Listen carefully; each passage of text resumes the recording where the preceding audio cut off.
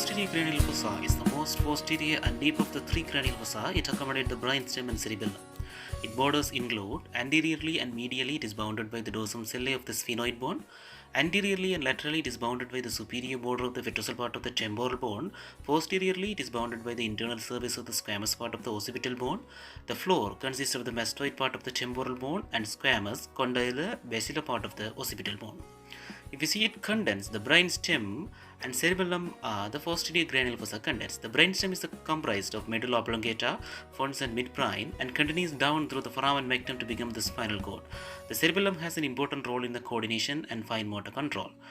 The posterior cranial fossa have the several foramina. In the temporal bone, it is having the internal ecvagic meatus. It is an oval opening in the posterior aspect of the petrosal part of the temporal bone. It transmits the facial nerve, vestibulocular nerve, and labyrinthine artery. In occipital bone, a large opening, the foramen magnum, lies centrally in the floor of the posterior cranial fossa. It is the largest foramen in the skull. It transmits the medulla of the brain, meninges, vertebral arteries, spinal accessory nerves, dural vein, anterior posterior spinal arteries. In the jugular foramina are situated at either side of the foramen magnum. Each transmit the glossopharyngeal nerve, vagus nerve, spinal accessory nerve, internal jugular vein, inferior petrosal sinus, sigmoid sinus, and meningeal branches of the ascending pharyngeal and occipital arteries.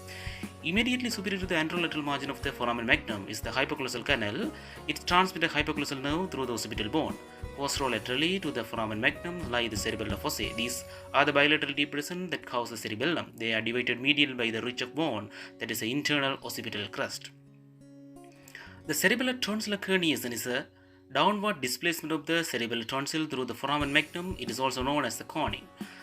It is produced by the raised intracranial fossa, which has a varied etiology. Causes include hydrocephalus, face occupying lesions, and a malformed posterior cranial fossa. Cerebellar tonsillar herniation results in a compression of the fons and medulla, which contain the cardiac and respiratory centers. Thus, a herniation in this type ultimately results of death from the cardiorespiratory arrest.